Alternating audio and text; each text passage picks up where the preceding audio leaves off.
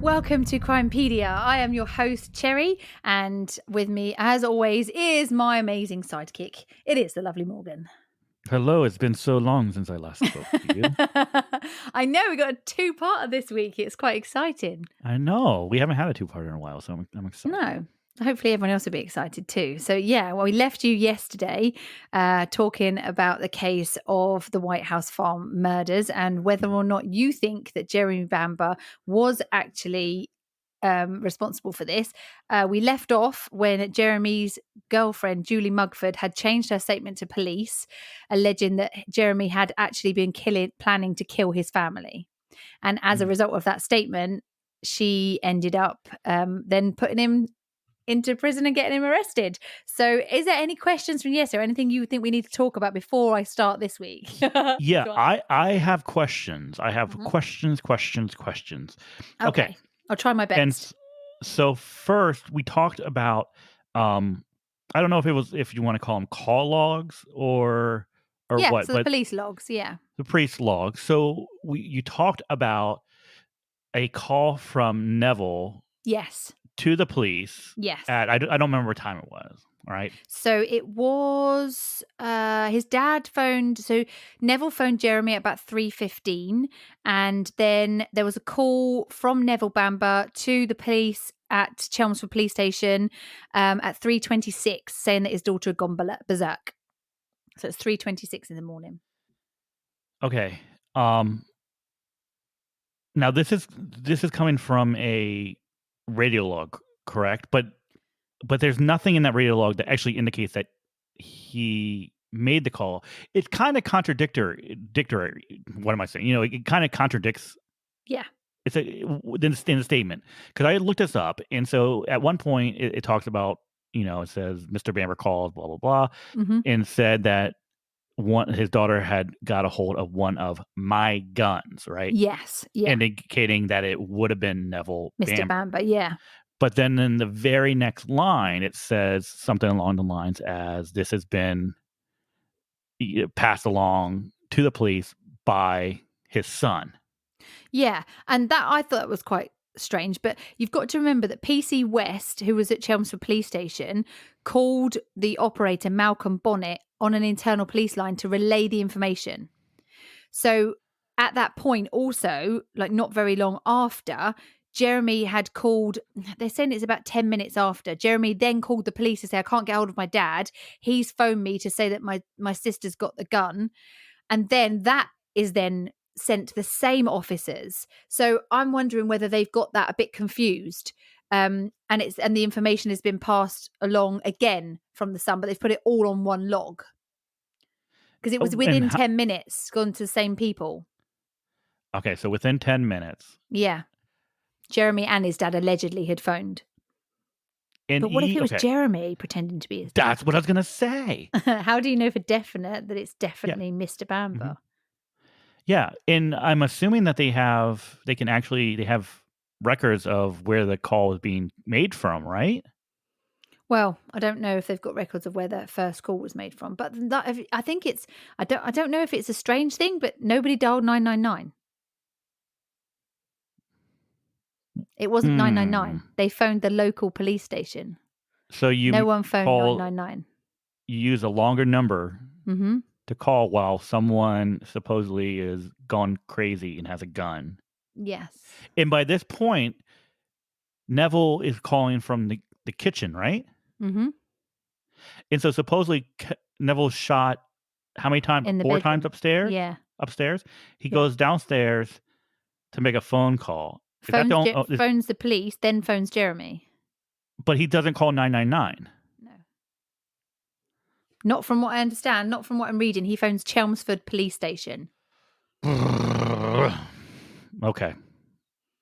I don't Okay. think he called. I don't think he called. I don't think he called. I don't think Oh, he called. really? You think it was somebody I else? don't think it called. I don't think he called. Interesting. Very Okay. interesting. Oh, okay. All Okay. right. Anything else? Yes. Um. Yes, I know. I have Probably. some more questions. There's There's so many loads of questions. questions. I know. So 10 minutes, and then let me make sure I had this right. He, as in Jeremy, lived hmm 3 miles from Yes. Whitehouse Farm, Yes. which is actually not a white house, which so that's very No, it's confusing to not. me. Yeah, it's not. It's It's just the it's a name of brick the house. farm. Yeah. Okay, so 3 miles away, hmm you could drive 3 miles in 10 minutes or so. Easy. Yeah. But did you also mention?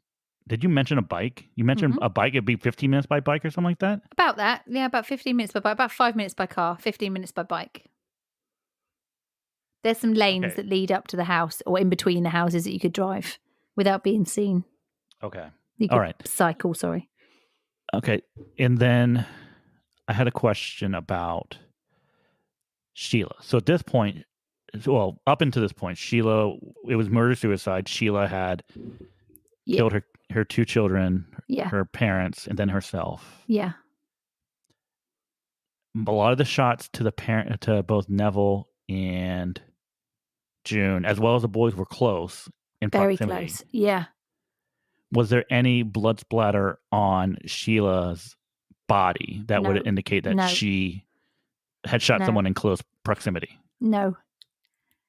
Did she have any No. other person's blood on her? We don't No. know because they never tested. Well, as far as I can see from the reports, the only blood she had on her nightdress and on the back of her hand was her own. And there was not a lot of blood. How is that possible? How is that Mm. possible? Okay. Last question. Okay. hmm You talked about when police were on the scene, a call being made from the house, and they Yes. speaking to someone in the house. Apparently, yes. Apparently. It was recorded that the police were talking to somebody when they got there. It was reported that the police were talking to somebody in the house, and they asked Jeremy how he could, what they could say to his sister to keep her on the line, to keep her engaged Okay. in the phone call. Okay. So it seems to me that they are engaging with Sheila based off of this. Apparently, yep. And it was When the gun was 9 minutes found, past 6 when the 999 emergency okay. call was placed. Okay. The gun was not found with a silencer on it. No, or a So telescopic lens. were there any reports of gunshots coming from the residence while police were on the scene? No. And police didn't hear any gunshots either. I know, right? I know. So the police, from what they're saying, the lights being on and the lights turning themselves off and then go back on again, and seeing a figure in the window and talking to Sheila on the phone whilst they were outside the property, all suggest that Sheila was alive when they were obviously at the house. They don't hear any gunshots, but the silencer and the telescopic lens aren't on the gun when they're found on her body. So how is it possible for this to happen? These two things cannot happen in the No, same situation. You no, can't have Sheila shooting herself. no. And then getting up after she's dead and taking the silencer back to the cupboard where the cousin found it. Yeah, yeah. She can't shoot, and then she can't shoot herself and have the police not hear it. Okay, remind me of this when it comes to our theories, because I will explain to you what I think about that. I don't want to explain it just yet because I don't want to give anything away for our second episode, but just remind me of that when we get to what do you think happened, Cherry? Just in case I forget. So once again, what I'm going to say is that there's a lot of information about this case all over. I mean, there's a TV series about it. There's numerous podcasts. There's numerous websites about it. Jeremy Bamber has his own website, which I'll explain to you about a bit later on. And I have had to condense all of the information I could find into 2 hours. And I could have easily done this over maybe 6 or 7. Easily. Easily. Yeah. With that said, I do want to say, if you have not listened to part 1, Yeah, you Please need go to listen back to and that listen to first. part 1 before we get Yeah. this part. If you hear it in my voice, I'm already frustrated and confused, and I Yeah. have so many questions. If you start the episode now, you are gonna be worse off than I am right now. Yeah, definitely. So we'll carry on then. And Julie has just basically dobbed her boyfriend into the police and saying that Mhm, he had planned to kill his parents. Now, in this second statement, Julie mhm. alleged that between July and October of 1984, Jeremy had said that he wished he could get rid of them all. He had been talking badly about his dad and his mad mother, and she claimed that they were trying to run his life and that he wasn't very happy about it. He wasn't very happy that his sister was, in their words, going mental, and that the twins were disturbed kids. So he wasn't a big fan of his family. Now, we all say horrible things about our families when we've got the ump with them. We all say things that you Yeah. don't realistically mean. It's just one of those things sometimes when you're sounding off. But obviously, it doesn't look good in a murder trial if you've been saying things like that. Now, she says that in discussions, he had dismissed them and as idle talk. She had done the same and thought, oh, he was just being stupid. But she says that Jeremy had talked about sedating his parents with sleeping pills and then shooting them and setting fire to the farmhouse, saying that Sheila would make a good scapegoat. Now, Julie Okay. also alleged that he had discussed cycling along the back roads to the house and entering the house through the kitchen window because the catch was broken on the kitchen window. Now, if you've watched the program about this, you will see this in the program. Basically, there's a window in the house in the kitchen where the catch is broken. So you can get into the kitchen window through this window quite easily. Mhm. There's also a window in the house that when you go out of it, you can shut it again. It will latch itself so that it looks like it's always been shut. So you can, in effect, get in the house one way and out of the house the other way without actually being, any trace of you being there. So, okay, so Julie would have to have known that this exists, and Yes, of this course. actually does exist. Yes, and he has been in and out of the house numerous times when he's forgotten keys and he's gone in through the window and then back out again so that he could keep the door latched. So he has actually, it's a common thing. He's admitted to it. Oh, It's not okay. really a problem. So it is something that he would use regularly. Now, a telephone call was made from Whitehouse Farm to Goldhanger because he said the last phone call that was made from the house would have been recorded if the police were to look. Okay. So she's basically saying that he's done that on purpose so that when the police look at the phone logs, they're going to know that a call was made from the house. Okay. Yeah. Which gives him a bit of an alibi. She says that Jeremy had claimed to kill rats with his bare hands to test whether or not he would be strong enough to kill his own family. But killing the rats taught him that he could not kill his family, Oh, although he okay. allegedly continued to talk about killing them. Okay. Right. Let's see if this sounds to you like an ex with a grudge. if that, Okay. Yeah. So Julie said she had spent the weekend before the murders with Jeremy in his cottage in Goldhanger, where he had just dyed his hair black. She said she saw his mum's bicycle there, which he borrowed, and the Okay. prosecution later alleged that he used his bicycle to cycle between his cottage and Whitehouse Farm on the night of the murders to avoid being seen in his car on the road. Now, she said that the police, Jeremy had phoned her at 10 to 10 to say that he'd been thinking about the crime all day and was pissed off and that it was tonight or never. A few hours later, at about 3 to 3:30 a.m., Julie said he phoned her again to say everything's going well, something is wrong at the farm. I haven't slept all night. Bye, honey. I love you Mm. lots. Now, her flatmates gave evidence and they suggested that a call had come through closer to 3 o'clock and Jeremy was coming to pick her up. Now, when she arrived with the police at Jeremy's cottage, she said that he had pulled her to one side and said, I should have been an actor. Oh, okay. Now, later the evening on the 7th of August, when the murders occurred, Julie asked Jeremy whether or not he had done it. He said no, he hadn't, but that a friend of his had, who he actually named. Now, the man was a Oh. plumber that the family had used in the past. Jeremy allegedly said that he told his friend how he could enter and leave the farmhouse undetected, and that one of his instructions had been for the friend to telephone him from the phone in the farmhouse so that it had a memory redial facility so that when the police looked at it, there was an alibi. He would be on the phone to whoever was in the house. Yeah. Okay. So apparently, according to Jeremy, according to Julie, everything had gone as planned. He said, except that Neville had put up more of a fight than they anticipated, and the friend had got angry and shot him 7 times. The friend had allegedly told Sheila to lie down and shoot herself last. Now, the friend then placed the Bible on her chest, so she appeared to have killed herself in a religious frenzy. The children were Okay. shot in their sleep, and Julie said that Jeremy claimed to have paid the friend £2,000 for doing this. That's it? £2,000. That's apparently what Okay. he paid this guy to kill his whole family. According to Julie. This is all obviously according to Julie's second statement, the first of which she Yeah. said Jeremy was innocent. Okay. Okay. I'm trying to picture all this. I know. This is the thing. There's so much in this. So what I'm going to do now is just go through what the prosecution is saying, okay? The prosecution was led by Anthony Arledge QC.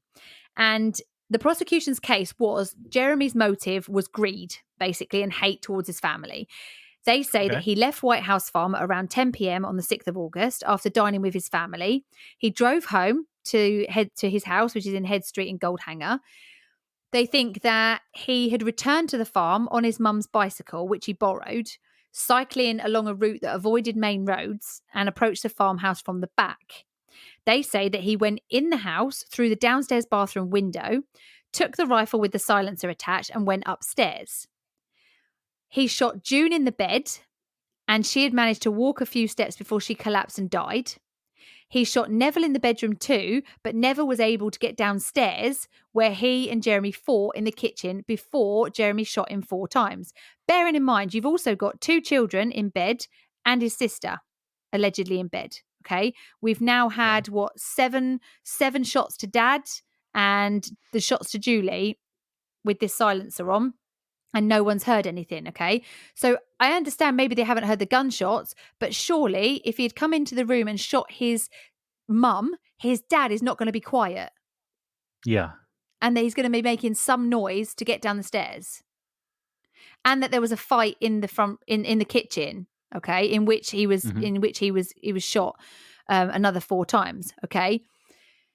Now, the prosecution also say that he shot Sheila in the main bedroom next to her mum because she's gone in to check her mum, and he shot her there and then shot the children in their beds as they slept. He then arranged the scene to make it look like Sheila was the killer.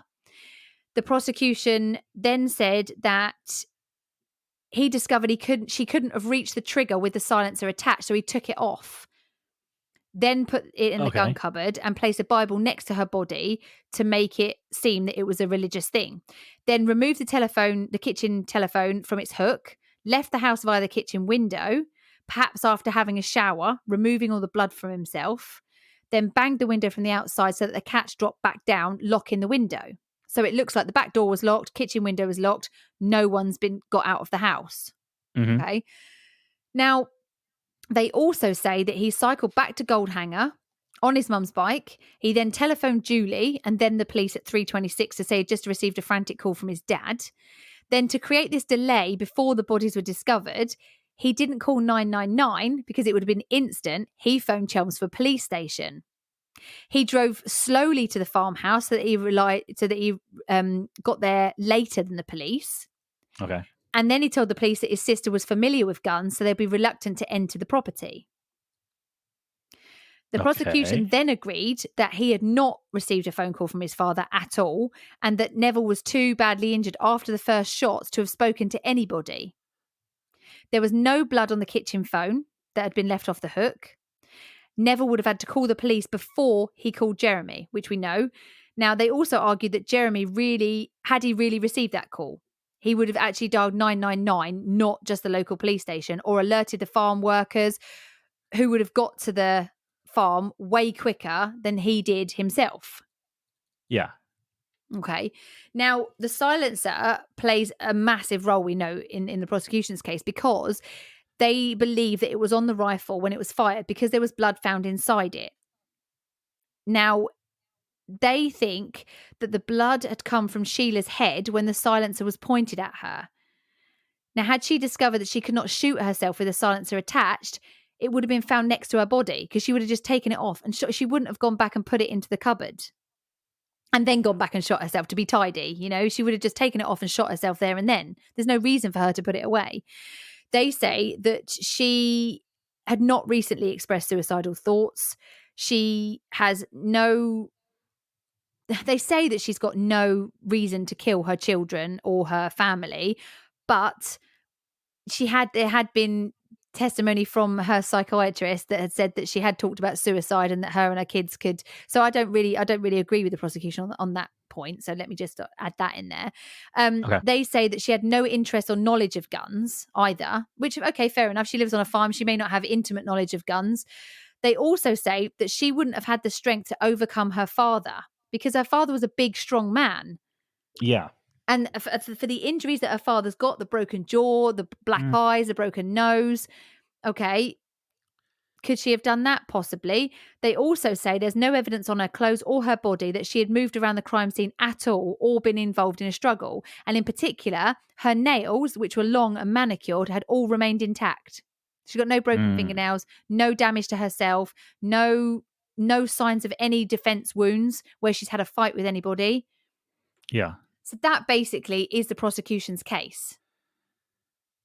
Okay. Most of it I agree with, except for the fact of she hadn't expressed any suicidal tendencies, which clearly she had. Yeah. Okay. And she had talked about, her kids and her being able to, incite the devil into people and things like that. So yes, there is some sort of mental, there is some sort of mental illness in the case before this all happened. Okay. I don't know if I agree necessarily with her being able to fight off Neville in the kitchen. Oh, really? Okay. Why do you think that? Because by this point he had already been shot 4 times. True. Yes, that's right. So yeah, he wouldn't have been. Yeah, he's going to be incapacitated quite a bit. In some fashion. Yeah. In some fashion he will be incapacitated. So would it be possible? Yeah. Yeah. And also, if he was in bed and she's gone in there and shot him in the bedroom, by this point, like you say, he's going to have received extensive injuries in which he couldn't talk, and he would be perhaps a lot easier for her to fight. But then when you look at the injuries and the evidence on her clothes, she hasn't got any other blood on her whatsoever. That's a big issue. Yeah, that's a big issue that I have. She supposedly had killed 4 people and has no blood on her whatsoever, anywhere. Mm-hmm. Okay, and everyone was found. Well, into the master bedroom, right? Neville and June. They were both June and Sheila were found lying on their backs, correct? On the floor, yeah. June was on the door. By the door, and then Sheila was around the bed. Yeah. On the other side. Okay. How does Sheila get there? In my head, I'm trying to figure this out. How does Sheila get to the other side of the bed? What's she doing? Okay, let's say, for instance, this was Jeremy. Let's say Jeremy comes in, or somebody else other than Sheila, okay? Somebody else comes in, they go in, they shoot Neville. Neville runs downstairs, okay? They shoot the mum. They then go downstairs. Whilst that's all happening downstairs, Sheila goes into her mum. Now, I would have thought if I had gone into a room and my mum was on the floor, shot and bleeding, I would go near her. There would be blood. Yeah. I would have some sort of blood on me. On me, yeah. Or you know what I would do? If I were to walk into a room and I see someone shot dead, I would probably head towards the nearest exit rather than run into the room. Well, I would go, if it was obvious that she was dead on the floor, I'd be getting my kids out of that place. I'd be straight back into the kids' bedroom, and I would be either trying to get them in a cupboard to hide them, or I would not then go downstairs, or, she's found in the same room as her mum, and she's dead with a shotgun wound to her neck, to her throat, basically. Oh yeah. So if that was somebody else, what was she doing in between them killing June and then killing Jeremy, then killing Neville? Yeah. Wouldn't she have run back to her kids, frightened? Mm-hmm. That's that. And then if it was her, if she did do it as this is alleged, if she got up out of her bed, the kids are asleep, she goes in and she shoots Neville, but we don't know what order it's in, say. So if she had shot the kids first, say, the dad wakes up and like, shit, what's going on? She then goes and shoots the dad. The dad Yeah. then legs it downstairs. She shoots the mum because the mum's also woken up because the mum and dad have heard what's going on. Yeah. I'd be interested to know how loud a silencer is. I know it's not silent, but it's like do do do, isn't it? Rather than bang bang bang. Yeah. So I would be interested to see whether the dad did hear the kids or whether she shocked the dad. If this is her walking into the bedroom, shoots the dad gets up, the mum gets up, she then shoots the mum, the dad goes downstairs, and then she follows back downstairs and shoots the dad again. That makes more sense than an intruder coming in and doing it, you know? Because I don't understand how one person was able to control the crime scene as cleanly as this. I mean, yeah, Neville was able to get down to the kitchen. That's the only thing that may have gone not wrong. According to plan, right? Gone wrong. That he was able to make it down to the kitchen where my assumption is, yeah, he was going to call for help. But there was no blood on the telephone and he was already bleeding profusely and he couldn't talk. So why would he grab for the telephone if he couldn't talk? That's true. Maybe just to throw another spanner in the works. Maybe he didn't know he couldn't talk. Yeah. Obviously he's confused, isn't he? So he's in a state of shock and panic and he's obviously not thinking straight. Because this is my thought, right? Is if you're not using a silencer, right? Someone is going to hear gunshots going off. So let's say that the children are first, right? One shot, 7 times? The other one shot 5 times? There's 12 shots. Yeah. Well, first off, there's 12 shots. You remember how many bullets go into the magazine? 10. So we're already talking about having at least it being another magazine going in, a reload, right? So then you're going in, so we're at 2. You have Neville who shot four times. 4 times first, the mum. We're at 6. How many times is June shot? So June was shot. Let me just go back to my notes. June was shot in the eyes, wasn't she? So June was shot 7 times. Okay, if you're listening to this, you cannot see what I'm doing with my hand. Okay. But I'm holding down on his fingers. I'm holding up 6 fingers. So we're on magazine number 2. We've already used 6 bullets. Yeah. All right. So let's do 7 more. Yeah. There's 10. Another magazine. Another magazine. Yeah. Goes down. So that's 2 reloads already. Goes downstairs where Neville was shot another 7 times, whatever it was, right? I think he was shot in 7 times in total. In total. So then, okay, so 3 more times downstairs. Oh, 8 times. He was shot 8 times. She was shot. So 4, she was 4. Shot 7. Yeah. This doesn't. The first kid was 5. The second kid was the first kid was 7. The second kid was 5. Okay, so we're already 1 magazine down. Then you've got he was shot upstairs a few times. Then she was shot 8 times. That's another magazine down. Then you go back downstairs and Dad's shot another 8 times, or 8 times in total. So that's another magazine near enough. Okay, and you're not shooting June and Neville at separate times. If you're shooting one, the other one's going to be alerted. Yes. Something going on. Of course, yeah. This is not adding up. No, it's not adding up. It doesn't make sense. 7 times. Okay, so if June shot 7 times in the bedroom, and if Neville shot 4 times in the bedroom, there's 1 reload right there. That's right. I'm just going to add this up. We've got she was shot 7 times. He was shot 8 times in total. One of the kids was shot 7 times. The other kid was shot 5. Derailing this. No, I'm derailing it's fine. your story here, but I think this is important. Well, that's 27 shots in total.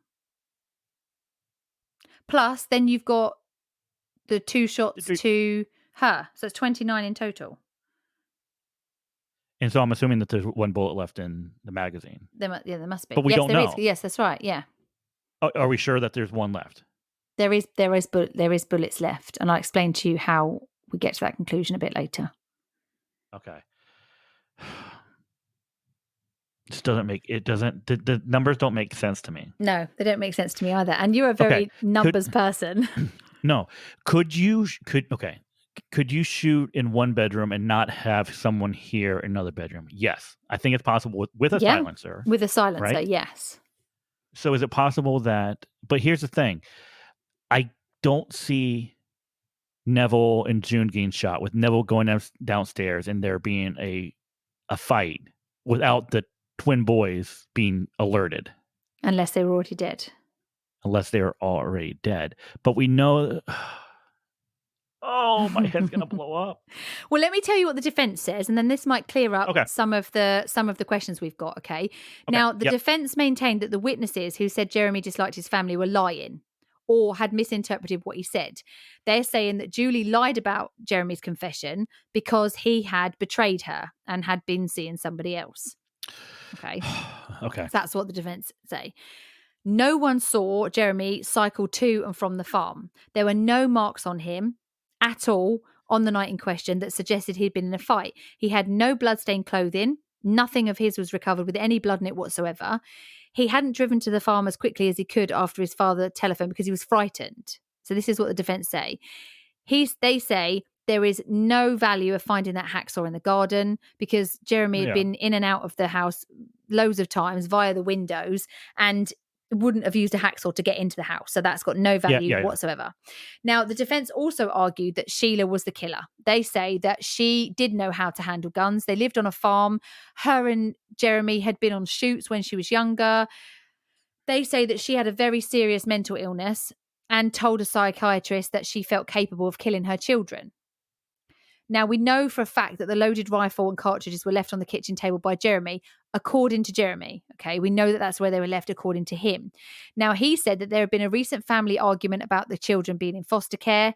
He said that a former boyfriend of Sheila's had given a written statement to the court that she had some kind of breakdown in 1985, in March. This is before the murders took place. Now, Yep. he said in this statement that he was with her when she began beating the wall with her fists because the telephone line had gone wrong. She said the phone was bugged and talked about God and the devil and how the devil loved her, but God hated her. This former boyfriend also said he feared for the safety of the people around her who had a deep and intense dislike of June. Okay. Okay. Now, the defense also say that people who carry out these killings have also been known to engage in a ritualistic behaviour before killing themselves. And they think that Sheila might have put the silencer in the cupboard, changed her clothes and washed herself, which would explain why there was little lead on her hands and why there was no sugar on her feet from the downstairs kitchen floor. Because in the defence's view, Jeremy's not there at all. So in the defence's view, what they think happened is that she's carried out all of these. They're all dead. She's then gone and washed herself, put everything back in the cupboard because she realised that she can't actually kill herself with the silencer on. So she's gone and put it back. Then she's laid down next to her mum and she shot herself there. And that this is something that they have seen in other cases where people had.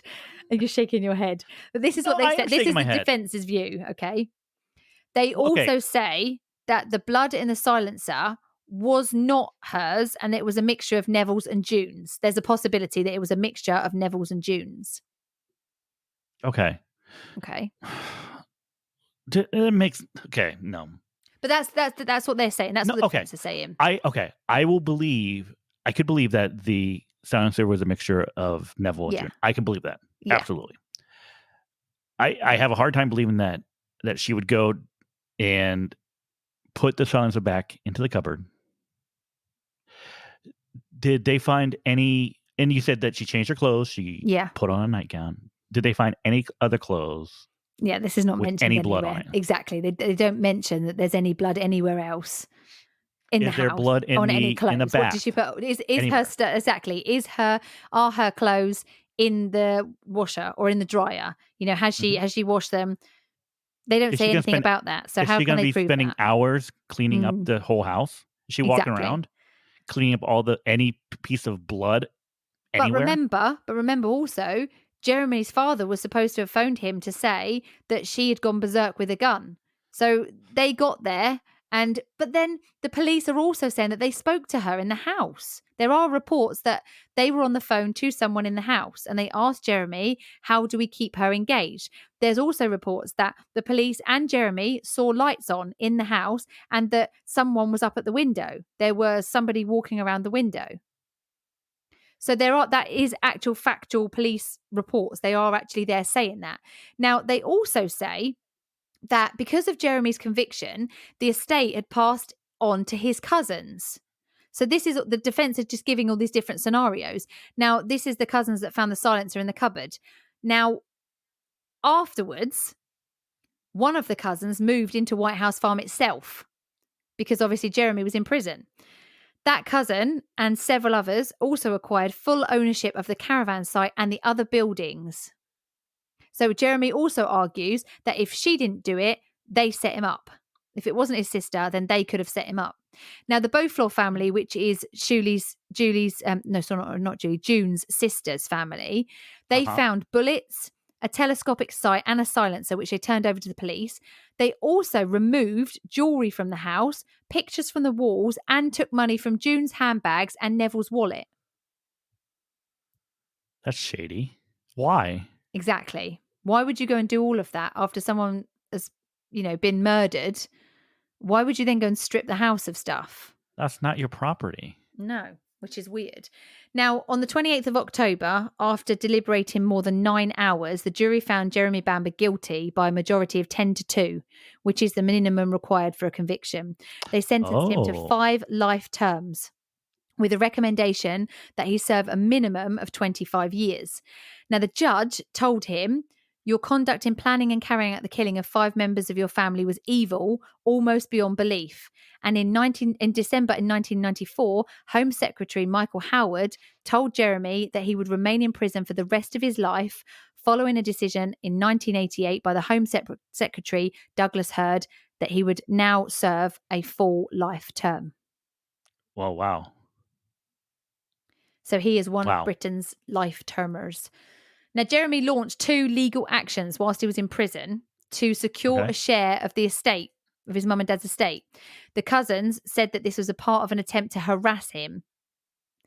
Now, in 2003, he began a high court action to recover £1.2 million from the estate of his maternal grandmother. Now, he argued that he should have inherited her home at Carbonell's farm, which instead went to June's sister. And the grandmother has actually cut Jeremy out of her will when he was arrested. Now, I actually read that Jeremy's grandmother hadn't been told that Jeremy had survived the killings. She was Oh, really? unaware that he survived because the family Oh, hadn't wow. told her that he had survived these murders. She believed that he was also a victim of these murders. And so she hadn't actually cut him out of her will. She had changed her will to then incorporate the rest of the family, June's sister's family. And it all went to them. Well, okay, which is fine because it's also her daughter that she's That's right. giving Yeah. But she cut putting in the will. He's arguing that she thought he was dead. He asked to see her, but they said no, she was too ill. You can't see her before he was But arrested. okay, this is my argument against Jeremy. Being incorporated in a will is not a right, No, privilege, of right? course it is. That's right.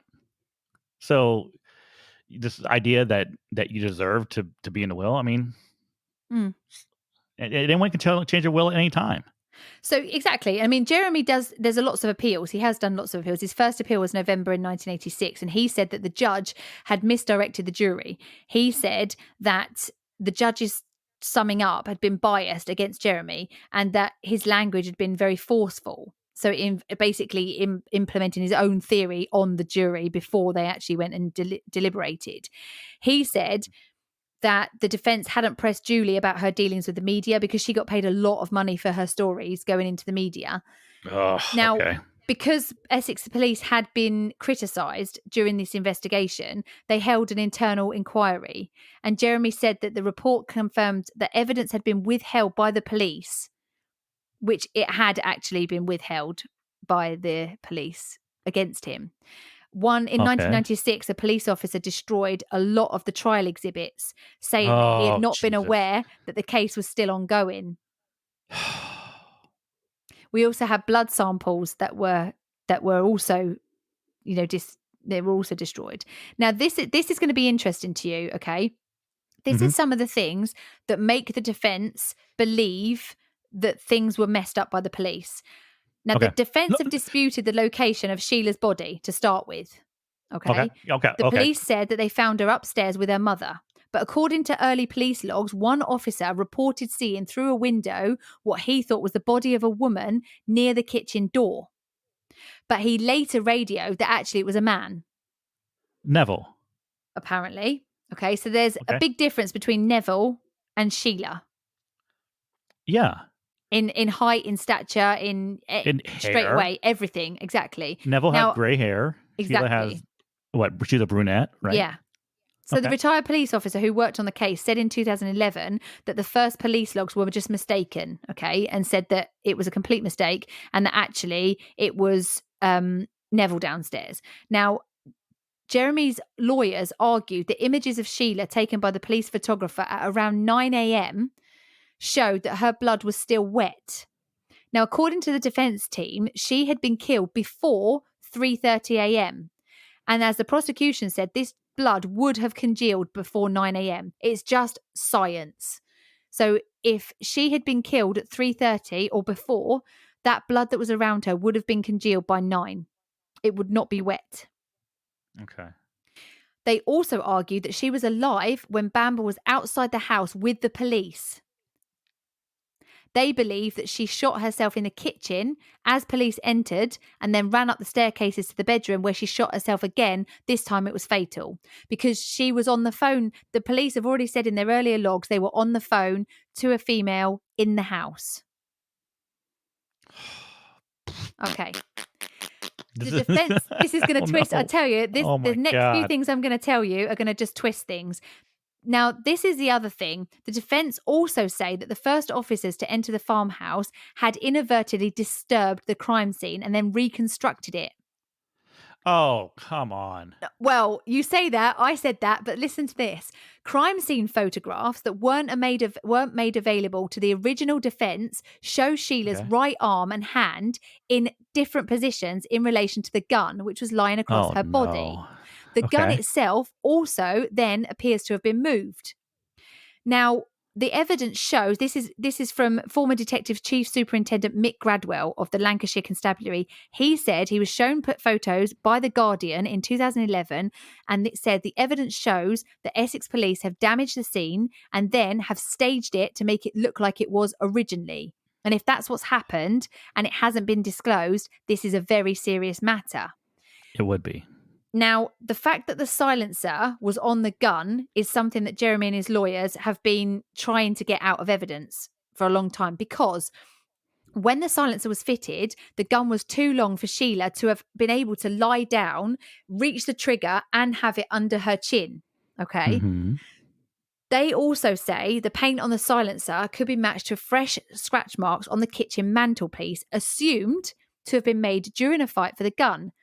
Now, this is very strange because there were no scratches on that mantelpiece in the crime scene photos.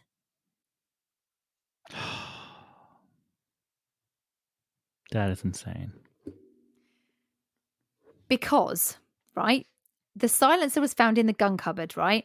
Because Sheila, I mean, why would she take it back to the cupboard before she killed herself? She would just take it off and put it on the floor. But anyway, Exactly. that was found Yeah. by one of the cousins who inherited part of the estate Mhm. days after police had searched the house. Okay? Yeah. So a silencer was taken by police, but this silencer with the evidence on it wasn't found by police. It was found by the cousin days after in a cupboard. Mm-hmm. Right? Yeah. There's a bit of confusion about this silencer evidence because the exhibits were named in a certain way. So say you were doing, I don't know, the police officer was called Matt Cherry. It would be MC numbers. Okay. Now, the first one was found by the police officer and that was named with his initials. Okay. The one that was found by the cousin was named with his initials and a number, but his initials were the same as a serving police officer. So they changed it to a different number, suggesting that there Okay. were 3 silencers found when actually there were only 2. Now, the blood flake on one of the silencers that was tested and found to be the same as Sheila's was also found to be the same makeup as Robert Bowflower, which is Jeremy's uncle and father to the cousins that found it. What? I know. So back in 1985 with the DNA, we could tell the makeup of that DNA. Okay, so we could tell it was the same blood type from one person as the next. That Oh, blood type okay. was the same as Sheila's and the same as Robert Bowflower, who is Jeremy's uncle. Okay. Okay.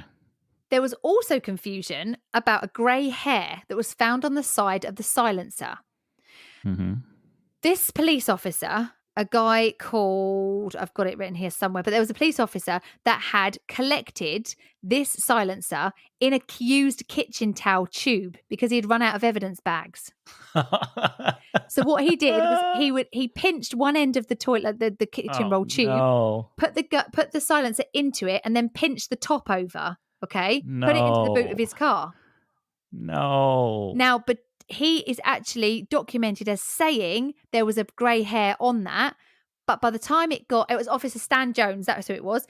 By the time it got to the lab, that hair had gone. No. Now, the silencers were examined by forensic scientists, sometimes on the same day, each silencer on the same day by the same Yeah. scientist, okay? Only one of the two silencers found had paint on it originally.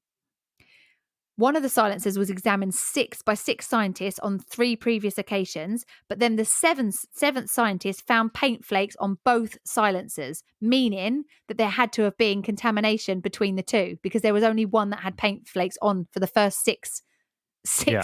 people to look at it. Now, Jeremy's lawyers commissioned gun experts from the US and the UK to examine photographs of the bodies with the silencer evidence. They Mhm. argued that injuries on the bodies were consistent with the silencer not having been used, and that absence would explain burn marks on Neville's body. There were 3 Yep. circular burn marks found on Neville's back, and they Mhm. believe that they were caused with the gun having been fired close range to him that had burnt him. Okay. Okay, ready for some more? Yeah. Let's do Another questionable it. part of this case is Sheila. According to Essex police, Sheila was found with 2 gunshot wounds to her neck. This is documented on the crime scene photos and meaning she can't have shot herself twice. So alluding that Jeremy must be the killer. Now, on the autopsy report, the gun or on one of the reports, the gun of the bullet from the gun in her neck, the lower of the two, was Uh-huh. actually written down as being a whole bullet. Okay. Yet, in the coroner's report, afterwards, the gun was fragmented and there's actually an x-ray of the fragmented gun in her neck. So how did one of them see it as being fragmented and another one see it as being whole? The Mhm. pathologist who conducted the post-mortem said that suicide with 2 shots does actually occur, and he has Yeah. seen it on previous occasions. She could have got up and walked around with that very first shot to her neck. Okay. Mhm. Now, Yeah. a chief superintendent, a chief inspector, a detective inspector, a detective sergeant, a coroner's officer, and a police surgeon all testified that when they saw Sheila in the main bedroom of the farm before the crime scene photos were taken, she had one single gunshot wound to her neck. Wait, what? Say that again. Okay, so this is Okay, the they this saw okay. they saw Sheila in the main bedroom before the crime scene photos were taken, and she had only sustained a single gunshot wound to the neck. That makes no damn sense. There is also evidence from police officers that the gun was not across her chest, as previously reported, but was down by her side. And the crime scene reports also show the gun in different positions at different times. So, how did she get that second gunshot wound? The murder suicide files after the first inquest, all the files that were linked to murder suicide were filed away when Jeremy was arrested because it all became a new inquiry. The evidence from the original files were not released to the defence. Mm. So there's a lot of Mm. information from the first set of crime scene stuff that didn't get released to the defence at all. Never. Yeah. They've never seen it. Now, the defence commissioned a report from a guy called Peter Southurst, which is a British forensic photographic expert. You try saying that after a few drinks. He was asked in 2008 to examine negatives of the kitchen taken on the day of the murders and then later. In this report, which was dated 17th of January 2010, he said that the scratch marks in the red paintwork on the kitchen mantelpiece had been created after the crime scene photographs had been taken.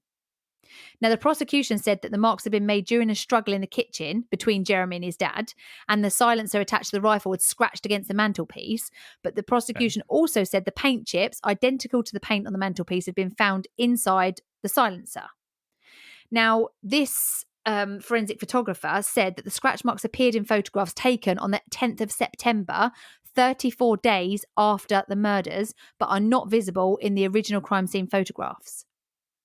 He had also failed to find in the photographs any chipped paint on the carpet below the mantelpiece where it would have been expected to have been fallen from during a struggle.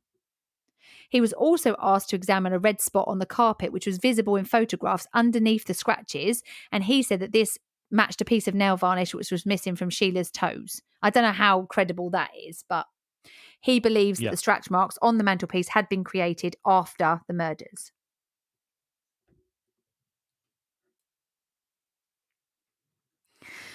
So obviously, there is just so many questions. Nothing actually makes sense in this case. And as I mentioned earlier to you, I listened to a podcast which was by Jeremy Bamber's supporters. Now, this is a group of people made up of Jeremy's legal team, forensic scientists, people that believe his innocence, and it's called the Jeremy Bamber Innocence Campaign. Now, if you're interested in listening to this, there are 28 episodes and they go through every single bit of evidence that obviously we couldn't contain in a 2-hour show. They go through it in detail and they challenge everything and they give you an explanation for everything the prosecution says. But it's not biased at all. I understand it as obviously it is biased towards Jeremy. But they do explain, they do discuss like the grey hair, the going missing. Obviously that's a fault of the police. That is a fault. They also discuss the fact that there's a mysterious police officer called PC Batchelor that I mentioned to you earlier that actually makes this crime scene log but has never actually been on the crime scene. But he starts the crime scene log. There's also another piece of evidence where another police officer starts another crime scene log. However, he doesn't actually get on scene till an hour and a half after his log starts.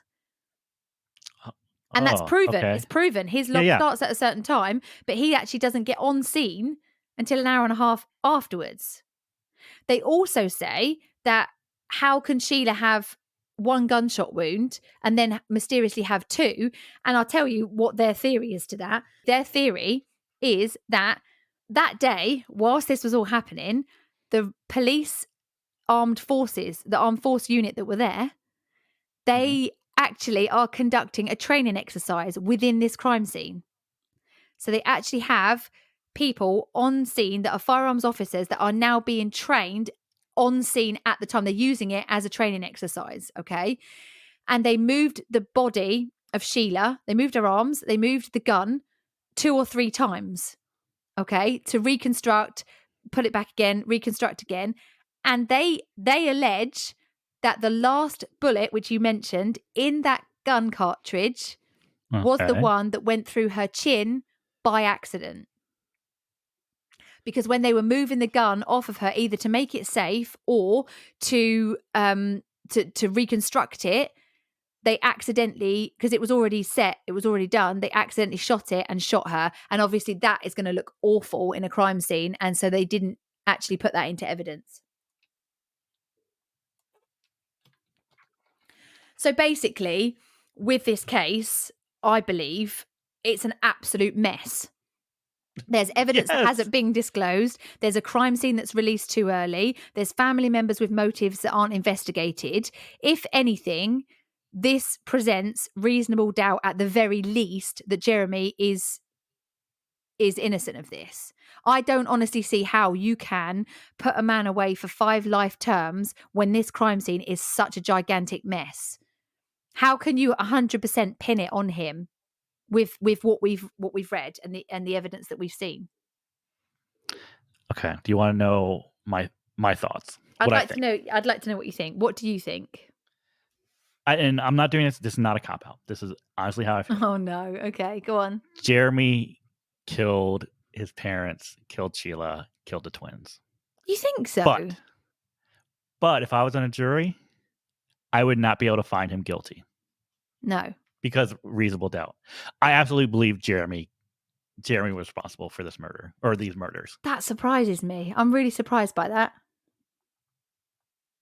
I think there's But are you biased because of the program that you watch? Because when you watch the Whitehouse Farm murders, he is portrayed as an arrogant arse. And he is. yeah, he's Well, portrayed let's as be somebody honest. who's arrogant and Let's be horrible. completely honest. Jeremy was not completely.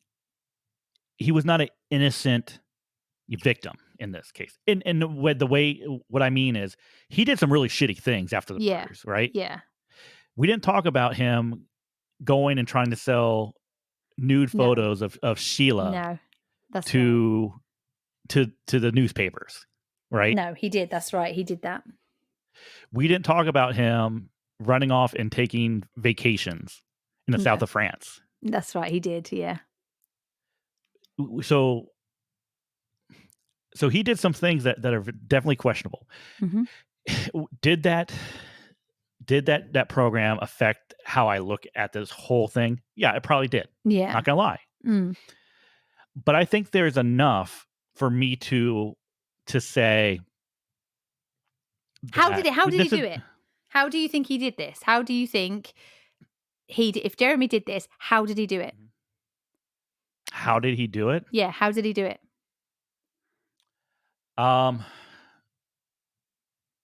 That's do we have another hour? No. This is my first thought is I don't understand why there's this thought that he had to have taken a bicycle to get back to the farm and back to Goldhanger. Okay. This is a very well, first off, the farm is very secluded. Yeah. There's not a whole it's a very rural area. Mm-hmm. So I think he could have easily, especially at this time of night, driven there and driven home And without not seen anyone anyone. had Yeah. not seen him.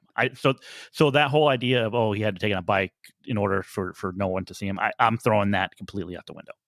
Okay.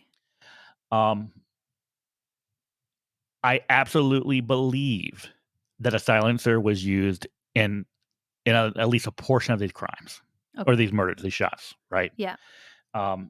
Because there's no way that they would have occurred, and the number of gunshots going off would have alerted someone. Mm-hmm. I Be it agree the with you. twins. I think the silencer was used. Definitely. I definitely think the Mhm. silencer was used. That's definitely part of this.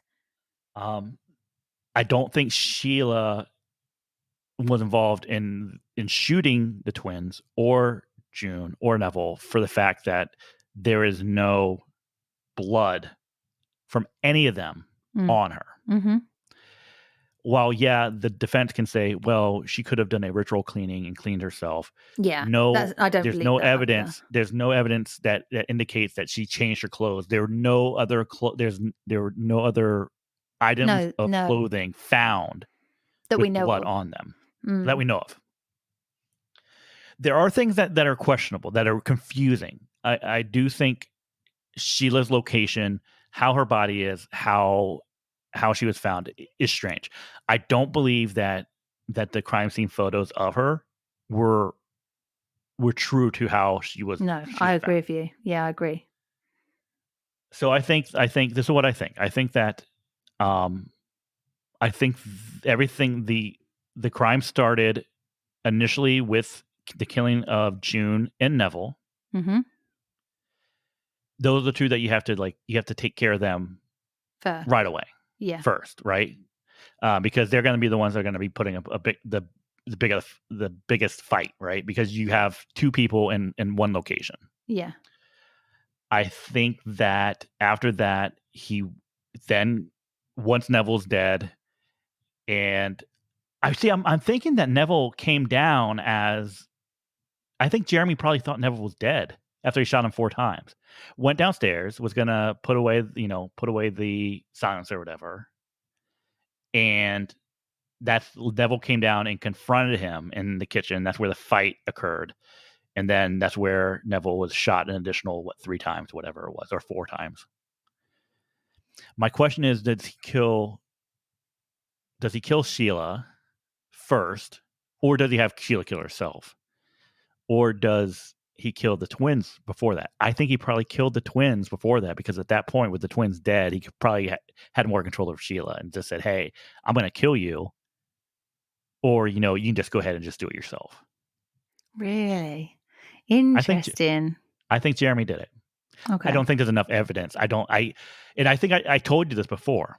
I'm shocked that they took this to trial with what evidence they had. Yeah. I'm shocked that he was found guilty. Yeah. Because I think there's enough reasonable doubt. Yeah. That I would not have found him guilty in a trial. I wouldn't. I wouldn't either. I think the easiest answer is Sheila did it. If I'm gonna be honest, that's the easy answer. The easy scenario is, for me, I find this very difficult I find it very difficult to piece together in a methodical way, because we're missing lots of evidence from the initial crime scene. I find it really strange that they're talking to Sheila on the phone. You can't trust. We can't trust any of the evidence. No. And that's the thing. And that's which goes against me, which goes against my whole theory that I think Jeremy did it, because I'm like, oh, well, here's what the evidence says. But you can't trust any of it. I don't honestly think I could say to you, this is the first case, I think, that I don't know. I really don't know. Because I don't think, okay, I can see what his motives are. His motives, obviously, is greed. I get that. I can see what Sheila's motives is, her mental illness. I can see that could be, but the actual killing of the people in the different ways that I've looked at how how Sheila would possibly have killed them, how Jeremy would have killed them. It doesn't make sense to me that there's no blood, there's nothing on her if she had killed them all. Obviously, he's the only one standing, so he has had time to go home and get rid of clothes. He's had time to go home and get rid of things. The police obviously believed on scene straight away that she had done the killings, so they're not looking for anything else. They're not looking for any other evidence. They're literally just putting together what they see, what they want to see, basically. They've already got it in their mind that she's done it. The thing that confuses me slightly about the whole Sheila part of this, I think it's the lack of, I think it's just the lack of everything. It's the fact that her body has only got one gunshot wound to it, recorded by some really highly intelligent, highly skilled police people. We've only got one gunshot wound to her, yet there's definitely 2 gunshot wounds to her by the time she gets to autopsy. So how could you miss a gunshot wound to the side of someone's neck and throat? I don't understand how that's got missed. I understand how the timelines could be misconstrued, how people can say they saw things that perhaps they didn't, but it doesn't make sense to me that they're saying that there was lights on, then lights off, then lights on again. There were if Jeremy had killed her, if he had killed them all and staged all of this and gone back as the victim and the family member that's so upset, how are they seeing lights on? How are they seeing people moving around? And this is people in there that have got no reason to lie and stick up for Jeremy. Yeah. No, Jeremy right. Bamber actually has his own website. He actually has his own website in which you can write to him. I was tempted. You can write to him. You can send him things. He explains questions that he obviously doesn't have access to the internet, obviously in prison, but he explains, you can write to him via email a prisoner, which I've used quite a lot of times for various other things. But you can actually write to him and he will try and respond. He's been answering questions from the public. He's been saying, retrial me. Get this back. Let me have another trial. Look at this evidence from the very first. But then evidence gets lost all the time. Yeah. Or certain things have been destroyed. So how can you give him another trial? You can't. So, either. So how can he stay in prison? The answer. That's this right. is the answer. Either he stays in prison for the rest of his life, or you let him walk. And how can he stay? How can you keep him in prison for the rest of his life when the evidence you've got doesn't make sense? It doesn't ultimately pinpoint to him. I can see why he's fighting for another trial. If you're innocent and you're in prison, you've got nothing to lose by going for more trials. What have you got to lose? You're already in prison for a whole life term. Yeah. I still think he did it. And if he didn't do it, what a shitty way to live the rest of your life. If you know damn Yeah. well you didn't do it and you know that you're never getting out of prison because you've got a whole life term. I might write to him. I'm interested. I'm interested to see what he would say. I'm interested to Yeah. see actually his version of events from him, not from reading websites, not from other people's views, actually from him himself. Because I don't know, I'm not 100% convinced he did do it. I'm not. Mm-hmm. I don't know. I can't honestly say to you either way because there's so many different things either way that will go, well, what about this? Well, what about that? Well, okay, can't explain that. Yeah. I don't know. I'm not going to change my mind. I haven't changed my mind. Still with Jeremy. But like I said, I don't think there's enough. There's not enough evidence there is not enough evidence. No. And there's definitely not enough evidence now to convict him. But then if that's the case, you can't leave him in there to rot when it's not 100% that he did do it. How unfair is that if he didn't? How can you do that? So thank you, Lindsay, our lovely listener, for this case. Thank you so much for my God knows how many thousands of words that I've written on this case and how many nights I've been up till 1, 2 in the morning reading different scenarios and trying to plot different ways that I've got maps of the house and how you could get in and out and different ways that you would do different ways you would kill the different people in different orders to try and make some sense of this. But I just can't. I honestly can't give you. I'll tell you, this is what I'm going to do.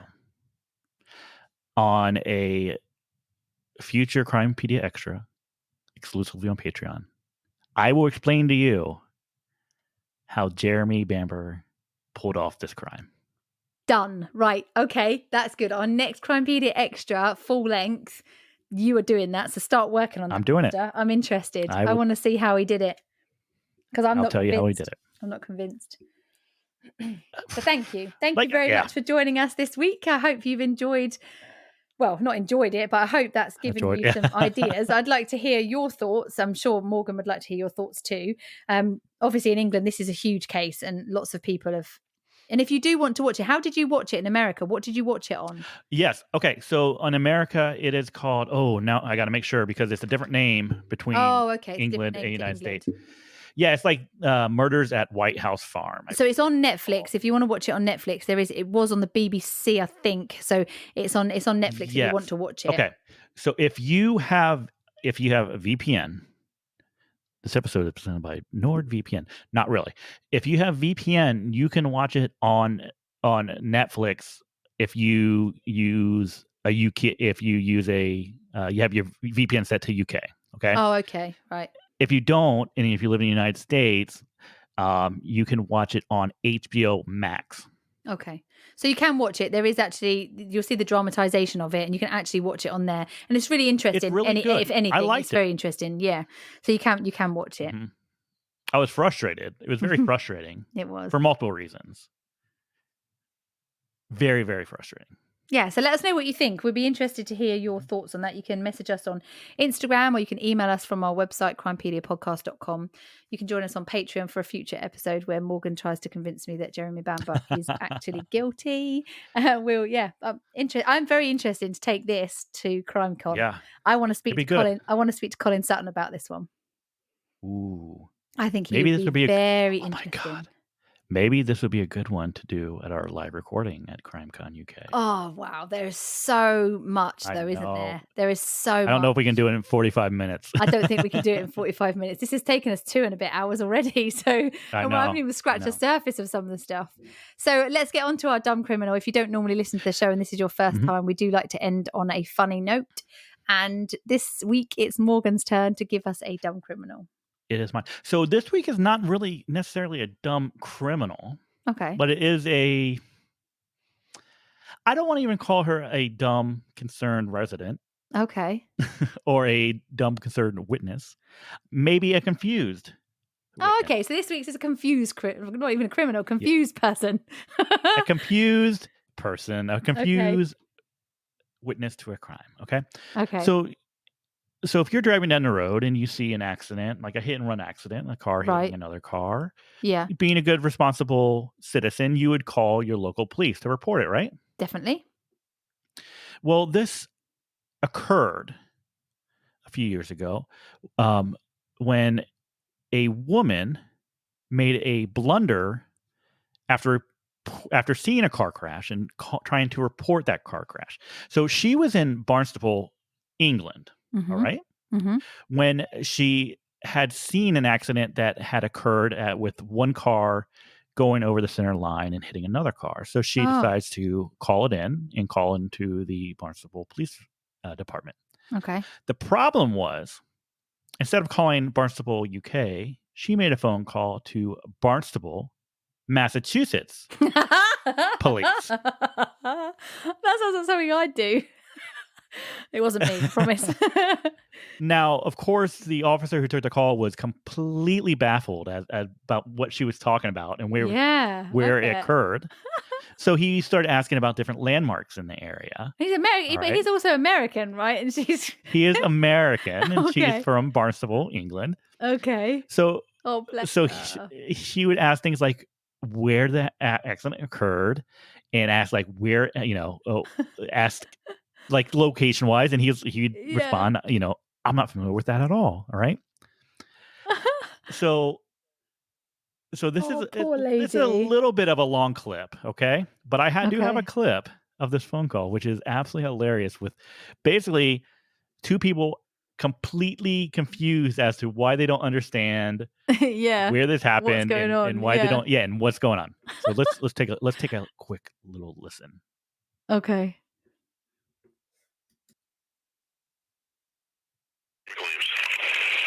Hello, yes. I was driving back from Barnstable to Muddyford, following a car that was going over the line more than he was the side he should have been. Going out through Muddyford, coming up towards Ilfracombe, where the sharp bend is, and you've got the farm on the side. He went over the white line and actually hit a car. Okay, where are you exactly? Ilfracombe. We live in Ilfracombe. So coming from Barnstable through Muddyford to Ilfracombe. All right. So can you give me a landmark near you? And that's where it happened. I'm sorry, I'm having a little trouble hearing you. I need to know exactly where you are. Well, yeah. What road are you on? I'm not on the road. I've come home because I followed the man through. Oh, okay. Because he didn't stop. No, he didn't stop. He kept going. So I followed him into Ilfracombe and he stopped. And I got out the car and I said to him, because he said, oh, that car hit me. I said, no, you didn't. You were the wrong side of the road and you hit him, and he kept going. Okay. Where did this happen? Between Muddyford and Ilfracombe. Between where? Muddyford. I'm not Muddyford. I'm not familiar Yes, with Muddyford. Yeah, that's between Aw. Barnstable and Ilfracombe. Between Barnstable and where? Ilfracombe. I'm not familiar with He has that. no idea what you're talking about. Where have I called No. them? Well, you've called the Barnstable Police Department. Yeah. Where are you calling from? Ilfracombe. You're not local and you can't be because Ilfracombe is the next town on from Muddyford.